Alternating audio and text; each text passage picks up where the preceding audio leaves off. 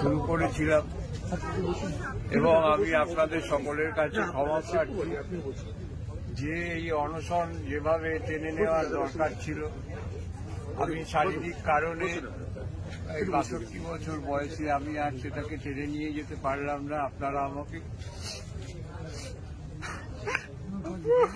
ক্ষমা করবেন, কিন্তু আমি লড়াইয়ে আছি। আপনি আবার সুস্থ হয়ে আসুন, সুস্থ হয়ে আসুন, আবার আপনাকে লাগবে কাজে। এই লড়াই মানসিকতা সম্পন্ন মানুষটা সত্যি আজও আছেন আমাদের মধ্যে। ভালো মানুষগুলো হয়তো আমাদের মধ্যে আছেন বলেই এই লড়াইটাকে এগিয়ে নিয়ে যেতে পারছি। তবে যে মানুষটা তার পাশে রয়েছেন, দিনে 24টা ঘন্টা হয়তো তাকে সময় দেন, সেই মানুষটার কথাও না বললে নয়, কম বলা হবে। তিনি অনিরুদ্ধবাবুর মিসেস মাননীয়া সোনিয়া ভট্টাচার্য মহাশয়। আমরা শুনবো ওনার বক্তব্য কিছু, একটু বলুন কিছু।